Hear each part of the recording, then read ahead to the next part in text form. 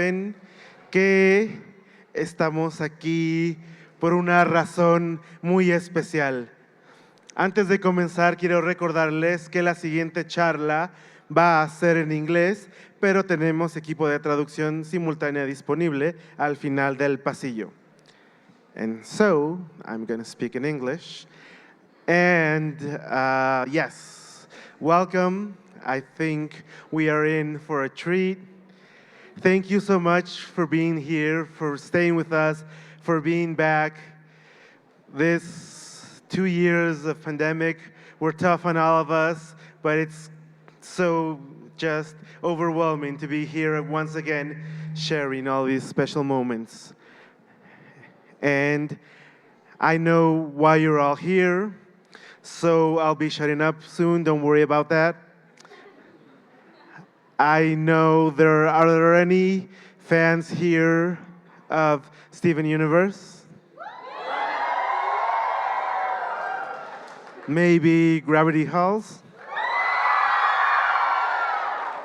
But the reason we are here at this moment, please welcome executive producer and creator of Amphibia, Matt Brelli.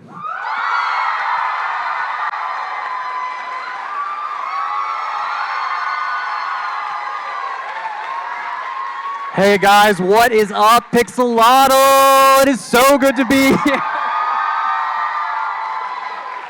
Oh man, this is awesome. I gotta tell you, I landed this afternoon. I'm super tired, but I'm so glad to be here. I almost didn't make it. So thank you so much for coming tonight. We've got a great talk. I think you're gonna really enjoy it. So my name is Matthew Benjicon Brawley, known to my friends as Matt Brawley. I am the executive producer and creator of the Disney Channel show Amphibia, which just wrapped up its third and final season this year. No, it's good. It's a good thing. Because, why is it good? I'm free, baby.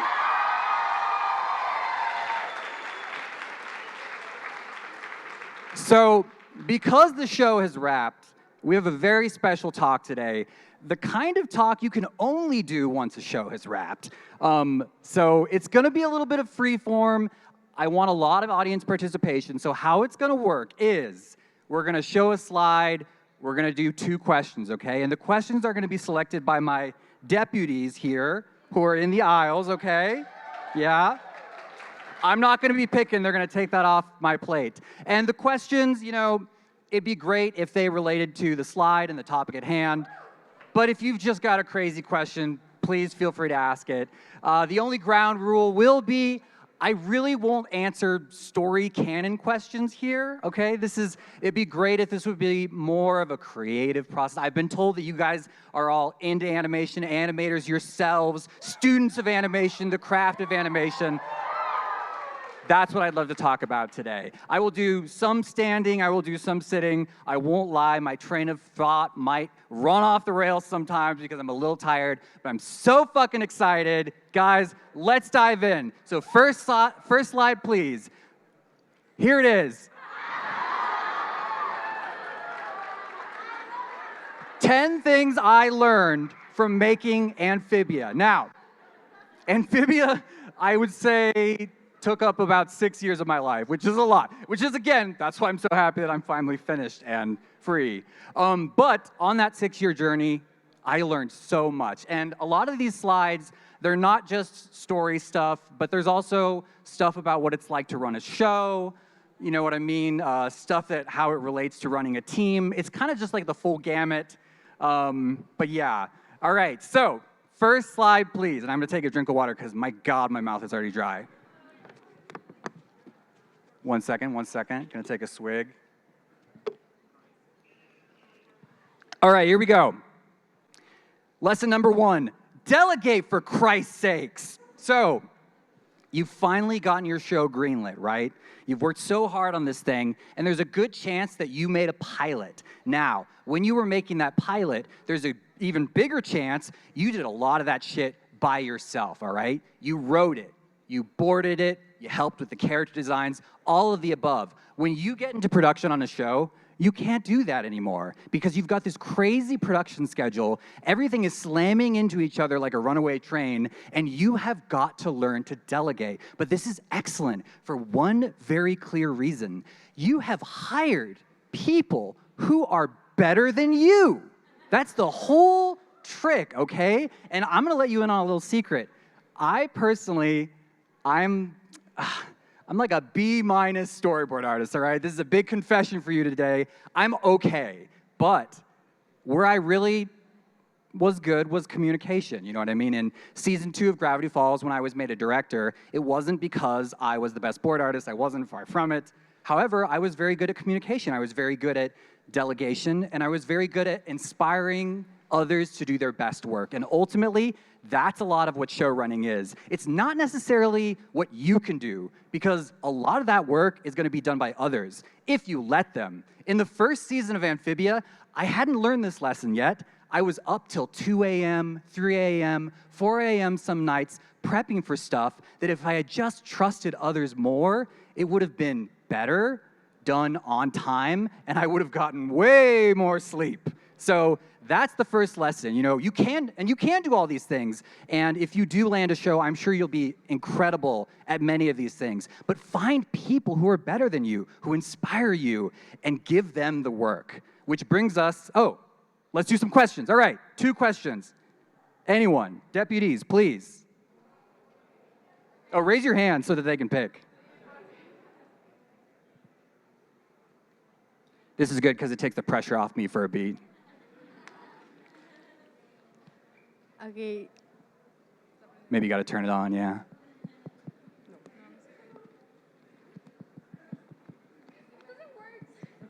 You can shout it.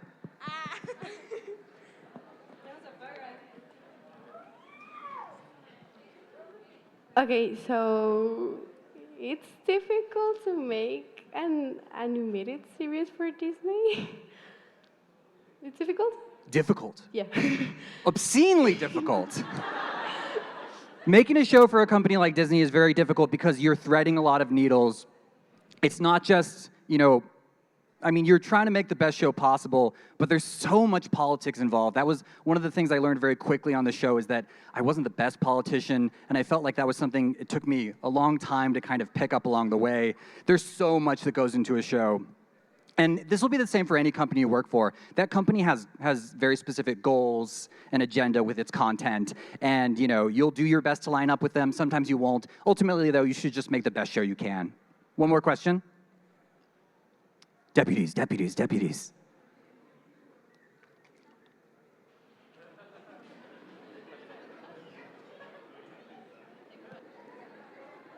Not too long, not too long.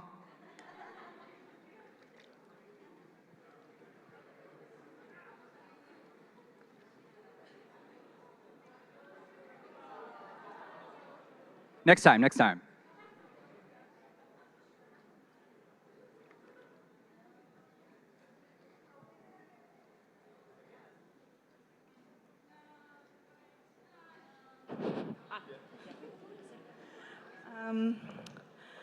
How did you feel whenever you're, bueno, está bien. ¿Cómo fue que te sentiste cuando tus personajes cambiaron de su versión original a la versión que vemos hoy en día? I will need a translation very...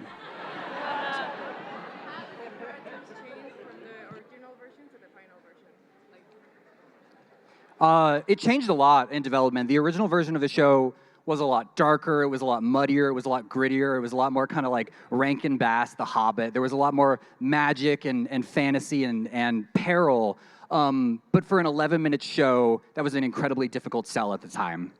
All right, we're gonna move on to the next slide. Number 2 thing I learned, show running is a people job, okay? So this ties back into what I was just talking about. In my first month as showrunner at Amphibia, we had a crew member who was being stalked.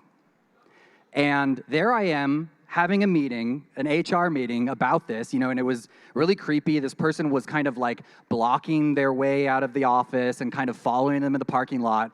And here I am sitting in there having this meeting, realizing for the first time, I thought we were just making funny cartoons. You know what I mean?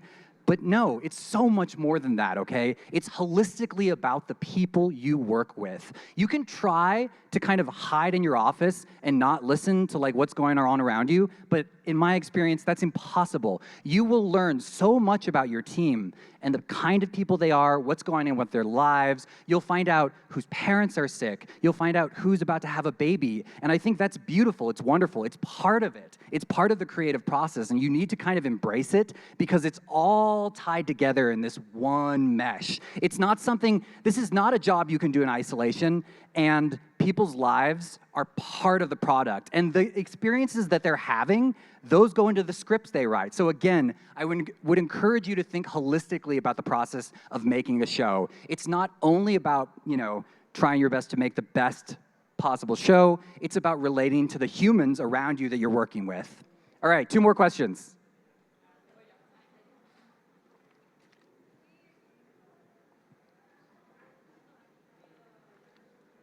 Hello, hello. Yes. Necesito que traigas tu cubrebocas y te pares. Hello, Matt. I have a question about show running. How do you decide? How do you decide how much of the story you're gonna put in one season? How much you're gonna advance the story? How much you're gonna tell the audience about the world, the characters? How much is it enough for the season and the next to come? Thank you. That's a great question. In our specific experience, we would get together at the beginning of each season and sort of decide what was the right amount of information per season chunk. And then off somewhere on the side, I had a little PDF where I tried to track everything all together and try to pace it out as best I could. Like, here's where this happens, here's where that happens, here's where that happens. And keep that question in your mind because it deals with one of the slides that's coming up right after this one. One more question before we move on.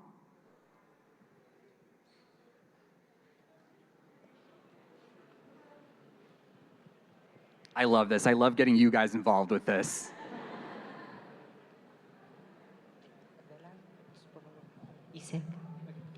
Hello, hi. I wanted to ask, you just said show running is a people job.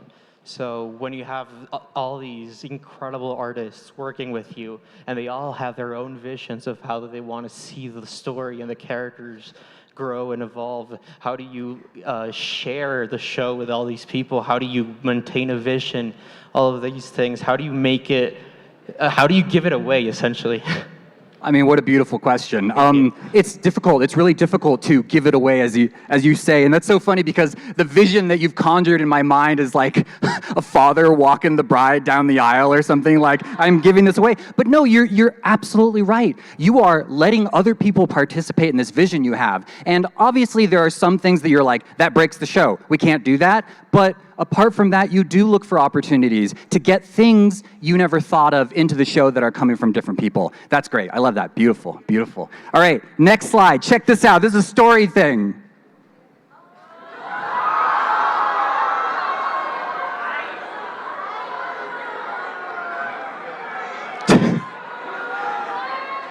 Wait, hear me out. Hear me out. Japanese RPGs have magnificent story structure, and I'm just gonna gush about it here right now. The only reason I threw up the Marcy photo is because it was directly inspired by my experience playing Final Fantasy VII, where we all know what happens in that game. Now, here's the thing, did a little bit of math, not a mathematician, not at all. So we've got 20 half hours, right? That's about 10 hours of content per season, 3 seasons, 30 hours. You know what else is 30 hours? Fucking JRPG, you know what I mean? So think about that, roll that around in your head for a beat. This is not something that I ever intended when I was writing the show, but I just found myself again and again returning to the well of these beautiful stories that I experienced when I was a kid. Some of them not as a kid, Dragon Quest XI is obviously very recent, but the idea being, in this 30-hour experience, these storytellers, these developers knew exactly when to shake you. You know what I mean? They knew exactly when to throw you a curveball and just make you excited about the way that the story was progressing. Not only that, progression, growth, evolution of characters. Oh my God, in most of these JRPGs, the first story chunk is what? You're going into the woods and fighting a bear? 90% of these games, at the end of the game, you're killing God.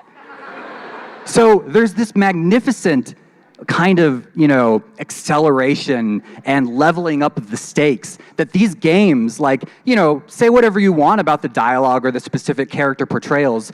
These storytellers were masters of structure. And I think that if you go back and you map out all 3 seasons of Amphibia, you'll be like, this is literally Chrono Trigger, or this is literally Grandia 2. Grandia 2, I remember as a kid being like, the Pope's the bad guy? That's the craziest thing I've ever heard. So yeah, I just think they've got a magnificent way with that stuff. 2 questions. Let's do it. Deputies.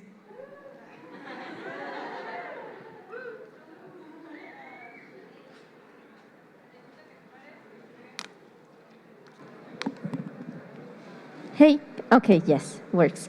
Okay, so seeing this, that like you were inspired from RPGs, how many times did the story of Amphibia change?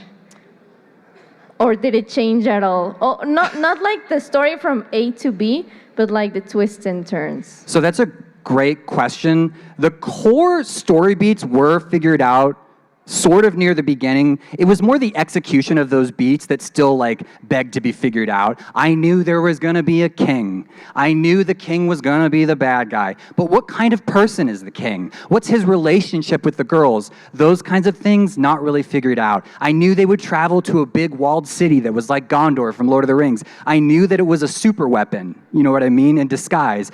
But the exact mechanics of okay, does it float up and does it have a laser beam, or how exactly does this choreography work? It all starts very broad, and I would encourage just creatively to start very broad and then just start focusing and focusing and focusing. Have you guys seen that Spy Kids gif of all the little things coming out? That's pretty much the creative writing process on this thing, where it's you start very big and then you start whittling it down. All right, one more question before we move on. Deputies, be quick. Jack, be nimble. Jack, be quick.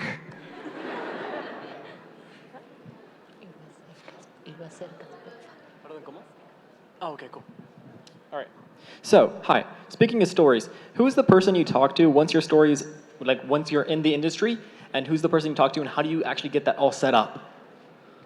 Who's the person you talk to, when you're pitching? Yes. Okay, great question.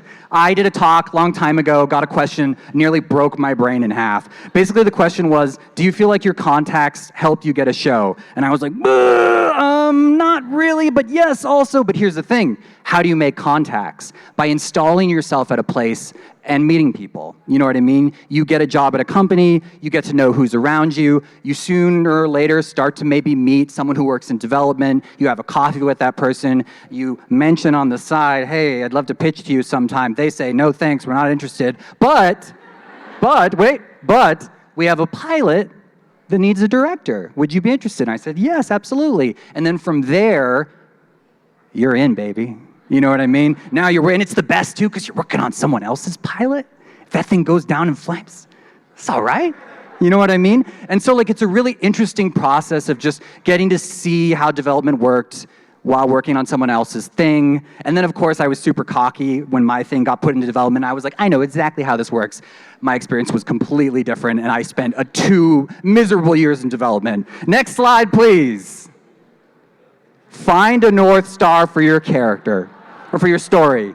Lesson number 4. Okay, so you've got your story, you're pitching it, you've got it greenlit, whatever, you're in production. Suddenly, you have a screening where you get 2 conflicting notes of the same weight from executives or whoever. It doesn't really matter who you trust, right? And I'm saying these 2 notes, they cancel each other out. They're the angel and devil on your shoulder. What do? I'm sitting there in editorial. My co-producer, who I trust and love, says, Anne should do this. And my supervising producer, who I trust and love, says, no, she should do this. Now, what do? It needs to come from within you. You need to find that creative North Star for your project. For example, Amphibia, no matter what happens in this story, is ultimately about Anne Boontroy transforming from this sort of doormat of a character into a fully actualized, responsible hero.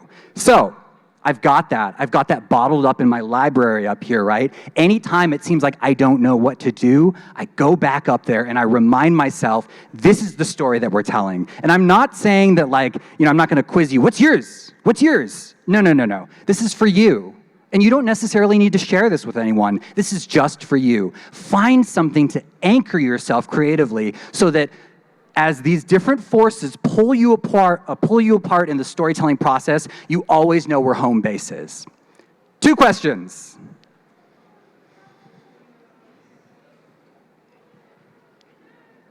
And we're gonna do questions at the end too. So we're gonna get there. Okay, so hi. My question was, when you were developing the story, was the focus that you said about Anne, was that always the first motive that you had for the show? Or did you have something else and figured out it wouldn't work and then had to change it? So I always was sure, and this was from very on in development, lots of things changed in development. Anne was the only thing that never changed. And so back then I even knew, Sprig's hat? Who gives a fuck about Sprig's hat? You want a Mountie hat, you want like a beanie, you want like a Rasta hat, it doesn't really matter. But what does matter, if you change Anne's character, now the spine of this story is just gone. You know what I mean? And so I got a lot of feedback, very early on that was like, what if Anne, what if she wasn't like this at all? It being, lazy, irresponsible, kind of a doormat. They really wanted her to love Amphibia right from the get-go, but that wasn't the story, you know what I mean? That wasn't Anne, that wasn't right for this particular project. But if I had changed that, now my North Star, gone. And now what am I gonna do? You know what I mean? When I get into those precarious situations where everyone's breathing down my neck, I don't know where to turn. So again, this is for you know what I mean? And thankfully for me, this stayed pretty consistent. But again, if you have to change it, that's fine, as long as you don't change it too often and too haphazardly. I'm sure it'll work out. All right, next question. Also, these are just my personal experiences. There's no one way to do any of this stuff. Keep that in mind.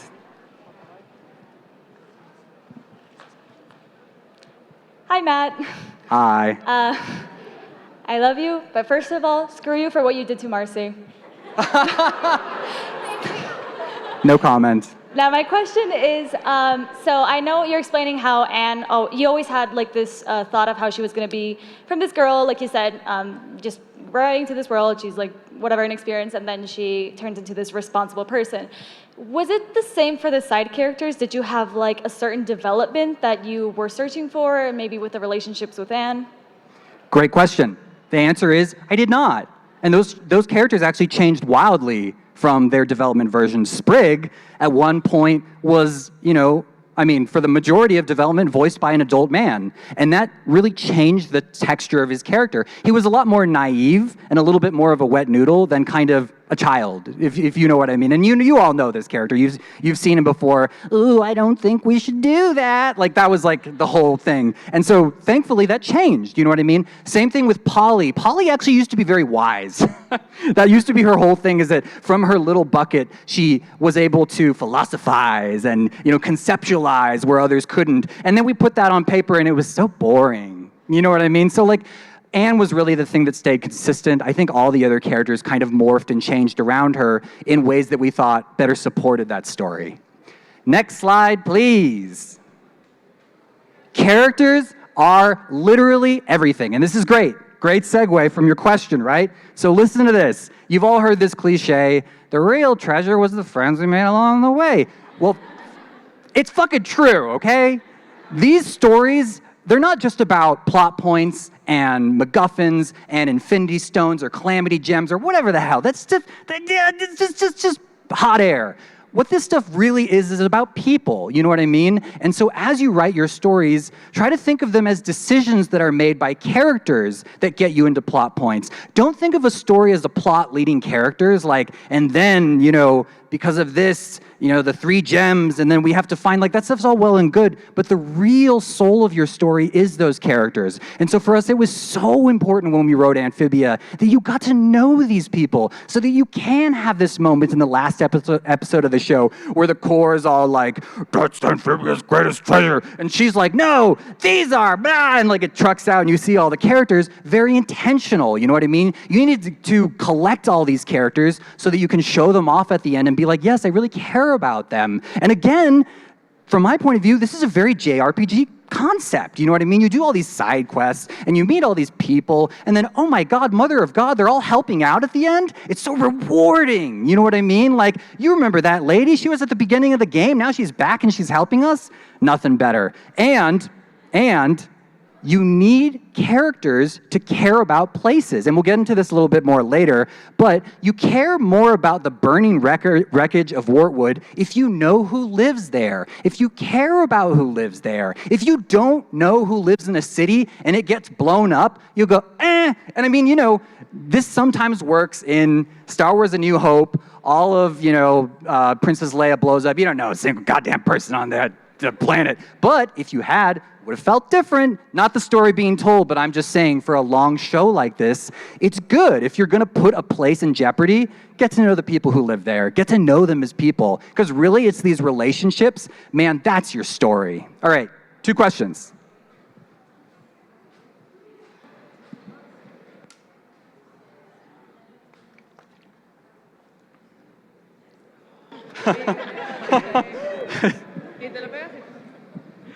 So hi, I'm a huge fan. So hello, Hi. Thank you for being here. I literally came from another country just to see you. Me too. Just did well. Woo! Proceed. So yeah, I would like to like vomit all my feelings on like Amphibia and what it means to me, but we don't have time for that. So I'll go straight to the question. A lot of people complain about Amphibia's first seasons being more episodic, but on this subject, was the episodic like format more like on purpose for this, like to build these relationships, you know, like Anne's love to work with and her relationship with every one of the citizens, you know, like episodes like her with Wally or the Miss Croker's episode, were those done not only for the sake of like appeasing the network because this is an 11-minute show, but for like also building this love and care for the world and characters? That was my question. Thank you. Yes, of course. Wow, I'm really touched by your passion. Thank you for coming here. This is beautiful, beautiful country, beautiful city, by the way. I've never been to Guadalajara. I love it. It's gorgeous. You're all so lucky to live here. I had a friend who was from Europe, and we were hanging out in downtown Burbank. And you know, Burbank, it has a lot of fake old-looking stuff. Do you know what I mean? Where it's like it's old, but it's like it was built 50 years ago. And he was just laughing at everything, and I was like, yeah, all right, I know it's fake. All right, it's like Disneyland. Anyway, to your question, yes, but also column A and column B. You know what I mean? Like, we weren't sure how far the network would let us go with certain storytelling elements. So we decided to spend that time in Wartwood and get to know those characters. I'll be honest with you, Prison Break, the episode that focuses on Sasha for the first time, needed a lot of convincing from the network. An episode where the Anne's not there and we're meeting new characters we've never seen before. This is highly unconventional. I'm like, no, it's not. Everybody does. It's so easy. But again, we needed to prove that stuff out. And while we were proving it out,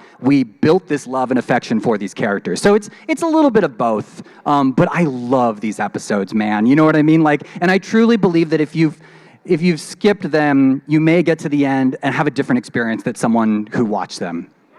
Excellent. All right, next slide. All right, number 6, feedback is your most valuable tool. Okay, so what's the scariest thing, right? You're all artists. What's the scariest goddamn thing in the world? I'll answer that. Showing people your work. Showing people you're writing, showing them anything. You're putting yourself out there, right? But you have to do it because you need to find people you trust that you can show material to and get some honest feedback. Great example, the storyboard pitches in Amphibia were these great big things where the whole crew got together and we watched the episode. It was pitched, funny voices were done, lots of laughs were had. But me, I was collecting data. I was listening. Who's laughing? Who's bored? Who's whispering behind me about something completely unrelated? Hey, it happened. That was hard to shut out too, by the way.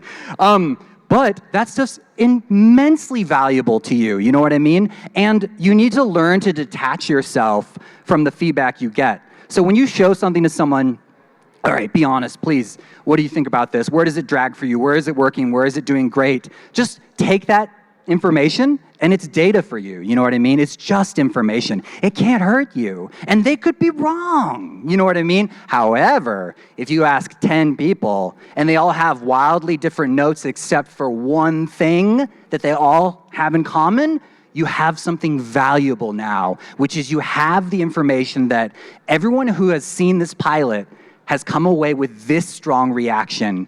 Therefore, I probably can't ignore it. Now, I'm not saying that that means you just have to do their note, because that's an art in and of itself, okay? Doing notes is not just like, fun, I'll do the note. You guys have seen a Wet Hot American Summer where Paul Rudd is picking up the garbage and stuff. Like, don't just do the note, okay? Like, think about what the note really means. My God, that light is bright.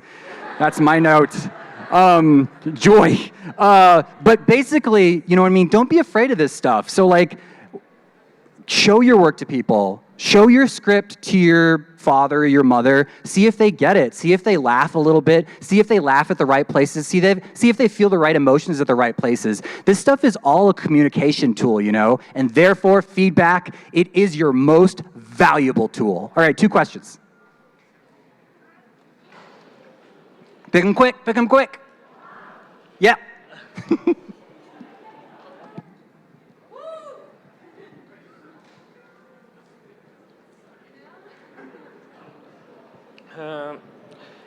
Relating to what you said about the feedback,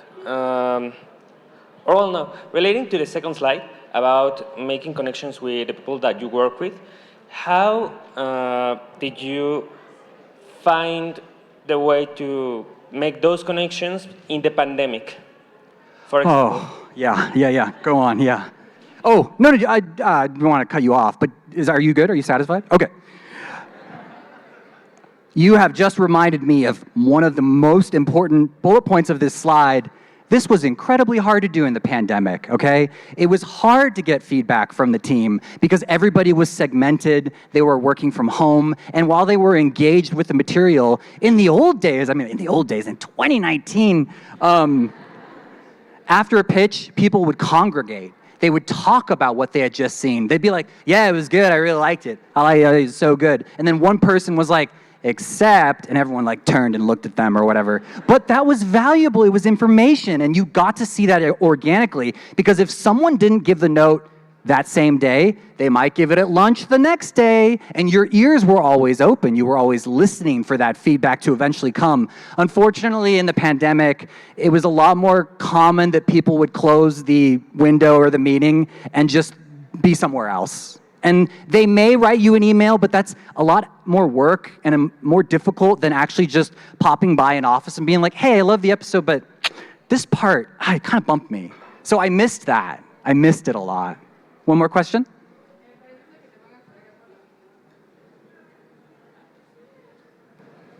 Hello. Hi, Matt. Thanks to be here after your flight. Well, in the previous slide, we was talking about that characters are the main part.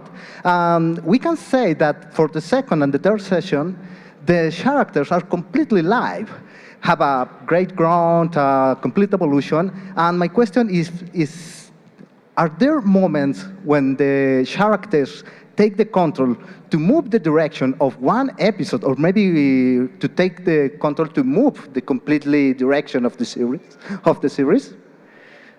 I'm sorry, I don't quite understand the question. Can you rephrase a little bit for me? Yeah, the characters take the control in one moment to move the direction of the one of the episode of the complete show. Yeah. And what's the moment? I'm sorry, I'm so slow. I'm not quite getting it. What moment does a character like change the story in the episode? Like, what is the tiny moment when the character just changes the backstory like completely?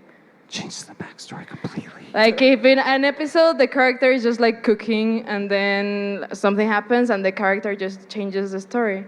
That's the question. Well, a ver, dímelo en español.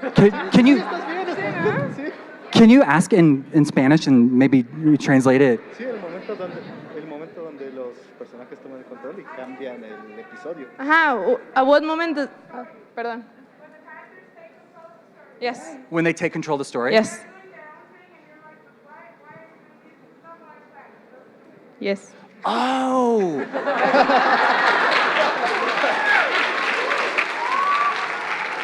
I warned this would happen, by the way. I said the caboose was going to get loose. I'm so sorry, man. Brilliant question. Absolutely. I'm just like having a stroke up here. The characters become almost autonomous at a certain point, and you may make decisions that you were hoping that a character would make because of, like, for example, I wrote an outline for the story. This should happen, and this should happen, this should happen. And then when you get to that story beat, because of how the character has behaved up until that point, they would never make that decision. So yes, sometimes the characters completely hijack the story or take it in a different direction that you weren't expecting. Great example. The character of Marcy in the end of True Colors, I always imagined there was going to be this awesome three-for-all. And by three-for-all, I mean all three girls kind of fighting each other for some reason. And then, by the time we got there, no, Marcy, she would just never raise arms against these other two. It was just never going to happen. If she wasn't, like, possessed by some evil thing, there was no way in hell Marcy would ever raise her bow on her friends. It just wasn't going to happen. And that was specifically something that I always wanted to happen. I was like, yeah, three-for-all. It's going to be awesome, dope, choreography. And then when I got there, I was like, she just wouldn't. You know what I mean? Like, for all that has happened, she would never, ever. But then, of course, Sasha's and Nan's try to kill each other. But, they're them and she's her. All right, great. Was that 2 questions? Or was there... Okay. Next slide, please. All right, here we go.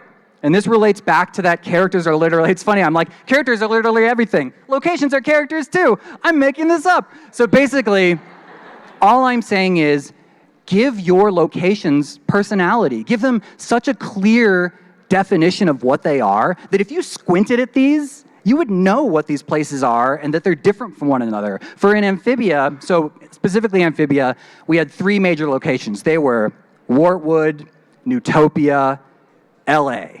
And those were the 3 kind of tent poles. We would kind of park at those places, meet characters, right? Learn to love them. And then, wouldn't you know it, all 3 of these places get torched.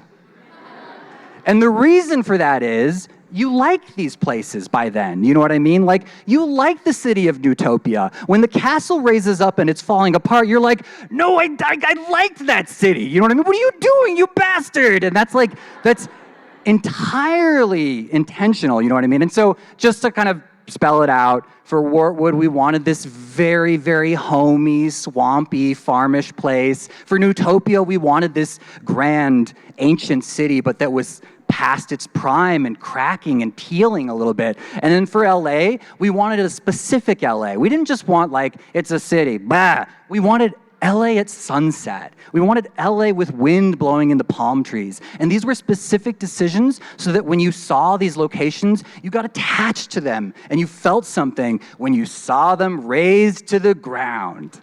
All right, 2 questions.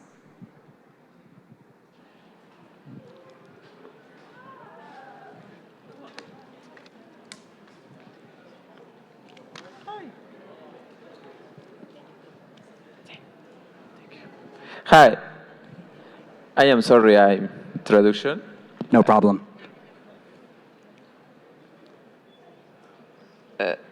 Okay. Sorry. Well, my question is, what is the person, the character, or... Ay, ¿quién me ayuda a traducir? ¿Cuál? ¿Me ayudas, porfa?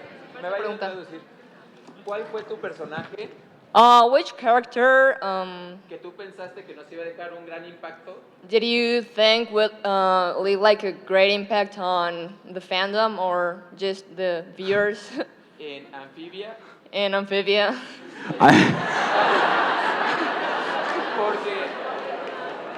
Porque me eché las 3 temporadas en 3 días. Because you watched all 3 seasons within 3 days. What? Mi personaje favorito es el abuelo. And his favorite character is Hop Pop. Oh. Y no sé si es él, su personaje. And he's wondering if that's the character that you thought people would love. Well, this did not go where I thought it was going. So, bless you, God bless you for watching the whole show. Was it last night? Were you cramming for today? I love Hop Hop. Ah, thank you. I appreciate that. I love Hop Hop. I think that Bill Farmer, the actor, who is the voice of Goofy, fucking crazy, which is funny because you can feel it slipping in sometimes where he's like, Guarshan, and I'm like, whoa, that's too weird, man. Such a warmth he brought to that character. Such an unbelievable kind of like likability to this old kind of like, like bald, like Bilbo Baggins looking bright orange thing.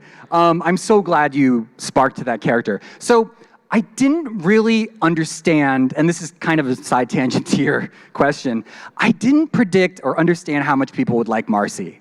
I'll just be completely honest. I loved her. I thought she was great. We put a lot of effort into making sure that you had a lot of affection for her. I had no idea that she would kind of like take over the show in terms of like the fandom and who they really latched onto. And I'm very pleased about that. I think that it's awesome. You know what I mean? Like, so, but to answer your question, I did not know. You know what I mean? And yeah. And thank you for loving Hop Hop. I love it. All right, one more question before we move on to the next slide.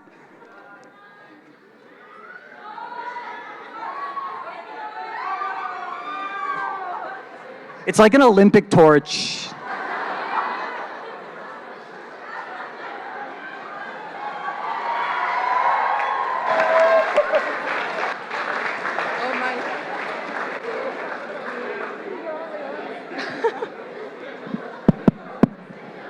Well, okay, first of all, hello. I have this like question for you, like for what? I don't know the sign that person gave me. Well, the thing is, what are you thinking about the finale? What do you feel about it? Because I can talk about like a lot of people of us here that the finale was really something that hit us in different way. I mean, at least for me, it was something that I needed to hear because I was passing through really difficult times. So, for you as a creator, what do you think? Also, with the thing of the the thing that when the people tell you their opinions, I forgot the word. The feedback. Yeah, thank you. Yes, absolutely. So what I got from your question was, what were my intentions and feelings about the finale because you personally felt very strongly about it at the time? What was the second part of your question? Just at the very tail end? Well, I was just explaining like my situation my specific situation, but I want to know like how do you feel about your own ending and all the feedback that you received? It was the message that you wanted to give to all the people, or like it was different for each people because it's something that happens that you want to give some message and then the people like let's say like I know exactly. So you're asking, was it left kind of like vague and open to interpretation, or did I have a very specific message I was trying to deliver with that ending kind of thing? Or do you think that you achieved like to transmit this message? Yeah. Because it's really strong. Okay. So for those who don't know, for those who don't know, the finale, the three girls they grow apart, and then they come back together at the end. That's a spoiler. So it was the most important thing for me. It was there from the very beginning of the project because the whole show was kind of based on this experience I had when I was a kid. I had a trio, 3 friends, inseparable friends, ride or die friends. And then like after all our amazing adventures together, we split apart. You know what I mean? And it was very bittersweet and natural. But the most amazing thing that happened to me later in life is they came back. You know what I mean? And we reconnected. These people that I just hadn't seen for over a decade. And I was filled with so much like love for that observation. And to me, if the show hadn't had that bundled up with it, I would have been doing the audience a huge disservice. This is sort of a preview, by the way, to like a later slide. But basically, I'm so glad it resonated with you. And I'm sorry that you were going through a difficult period of your life, but like that is part of the show's message as well, is that even if we're not always together, it's going to be okay because we take pieces of each other with us wherever we go.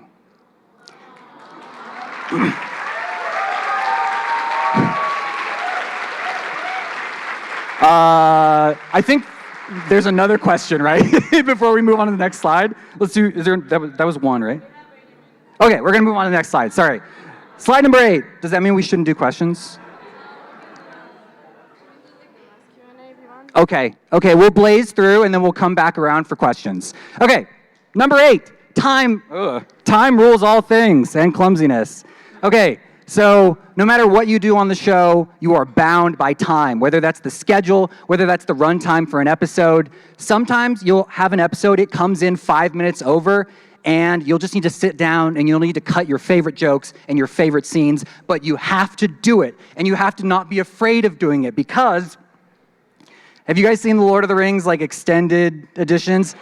They're awesome. They're too long, man. You can't do that. You couldn't put that in a movie theater and demand that somebody sit there for like 4 hours and watch that stuff. So when you cut that stuff, you'd be surprised how sometimes storytelling is editing by cutting, sort of like cutting is storytelling, editing is storytelling. By cutting this long montage sequence, you may find that you travel between your plot beats even better than you did before. And if it sucks, you can always change it back. So really, I just encourage you, cut often, cut early, try stuff out. Next slide, please. Oh yeah, here we go, man, all right. I did an interview once and I got asked point blank, how do you guys write finales, okay? How do you guys come up with these banger finales? Because for this person, the finales were their favorite part of the show. So I would like to introduce, because I had to sit down, I had to think about this. I would like to introduce you to a concept, a story concept called loading the party cannon, okay? So, you guys know that scene in The Matrix where Neo in his trench coat, he goes up to the security checkpoint and the guy's like, all right, we're gonna have to check you. And he opens his coat and it's just full of guns, right? It's like that, but with Chekhov guns. Do you know what I'm talking about? So Chekhov's gun is basically, in its purest form, setup, payoff. Okay, so you got 1 setup, 1 payoff. That's nice. You got 2. That's super sweet. What if you had 10? You know what I mean? You were just loading them up through the whole season, getting your cannon just loaded and packed to the brim with fun stuff, Polly getting her legs and using her powers, King Andreas turning out to be the big bad, Sasha and Anne having their climactic battle on the burning, walls of Newtopia. You put all that stuff into one crazy banger episode, and you fucking fire that thing, man! So you basically just get a list of all the coolest shit that can happen, and you pack it into one episode. And it is the most, I will not lie, it is the most satisfying thing you will ever do, to fire off that confetti cannon and just be like, just you wait for the next scene. That's your feeling as you're watching the audience enjoy it. Wait till the next scene. Wait till the next scene. Keeps getting better. Keeps getting cooler. It's awesome. That's the kind of energy you want to be building to in these finales. Because these days, one setup, one payoff, I just don't think it's enough. I think you can go full tilt, which brings us to our next slide, slide number 10. The last thing I learned, take big swings, make crazy choices, have fucking fun, man. This process is for you. Ultimately, the creative process is one that is cathartic and one that is about you expressing yourself. So why would you hold back? You know what I mean? Don't make a safe show. Don't make a safe episode. Do the crazy thing you've always wanted to do. I could get hit by a car like next week, and then all these crazy ideas I have saved up for my next show, they might never happen. Do them now. Have fun now. And that kind of energy, man, it really changes the creative process for you because you're excited about things. I will give you some examples, okay? I love horror movies. I'm a crazy horror movie nut. There's this episode called Night at the End where Polly sees like a sleep paralysis demon or something, and that is fucking terrifying. And for like a kids show, even I in editorial was like, God. And that's when I knew it was good. I knew it was good when someone was like, holy shit. You know what I mean? Like, is this too much, Matt? And I'd be like, no, it's perfect. Because you had that reaction. You had a reaction. We know storytelling. 90% of the time, we're bored with what we're watching because we know where it's going. That's where you put those turns in. That's where Sephiroth comes in and stabs Aerith, and you can't believe it happened. All right. Another great example. Beautiful question that was asked earlier. The finale.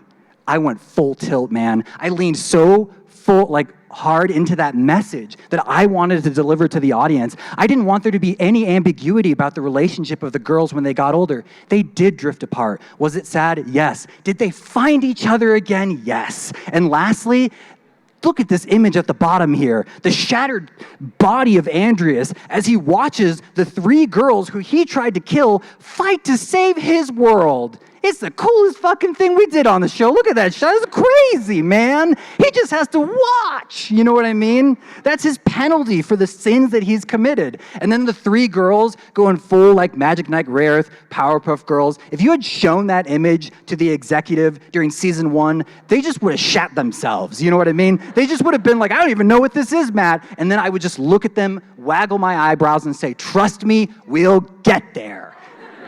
Cool. Okay, I have some really very quick things to show you because I wanted there to be some fun surprises. Next slide, please. This is just some miscellaneous fun stuff, and then we'll get to the questions. One question? Oh my God, we're still okay. Here's the fun stuff. Here's the fun stuff. This is the first ever art I did. This is pre-pitch book. Now I know you guys went to Dana's awesome How to Pitch lecture. This is not even there. This is a vibe check. Do you know what I mean? It's just me putting down lines, being like, yeah, what if it was like this? What if it was like a little frog and an old newt and he had a goatee? And it's so funny too because I'm like, damn, she looks like a Loud House character. You know what I mean? I'm like, it was a much different place back then. Okay, next slide. Here's a journal page preview. Oh! Gotta plug the book, which, by the way, we finished this evening. The book is finished. Yeah. It's crazy. But look at this. I'm sorry, we may not have time for questions, but listen. This is the page where Marcy reunites with Anne for the first time, right? So it says, Anne is here, Anne Boonshoy, like my best friend from back home, Anne, the sweetest goof that ever was, the gal who can serve a tennis ball faster than anyone. I know, the one who can shoot boba out of her nose. Anna Banana herself is in the house. So this is just like a nice, also it says for hop hop frog pattern baldness. That's like the funniest thing to be. All right, last slide. You guys ready for this? Here we go, next slide. This is, and again, this is a plug. This is for the hardcover edition of the journal. It's printed on the inside of the dust jacket. It's a map of Amphibia. You'll get to see some really cool stuff here that hooks up to Marcy's adventures in the journal. So, there's a place called the Barony of Froche, which I'm very proud of. We can vacation there, perhaps. Okay, cool. Next slide, please. Thank you so much, you guys.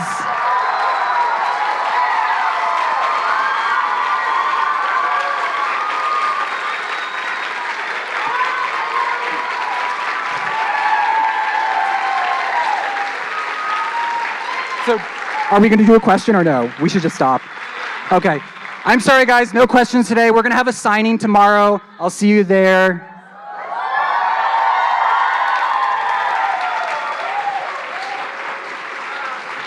Love you guys. Thanks for watching the show. Take care.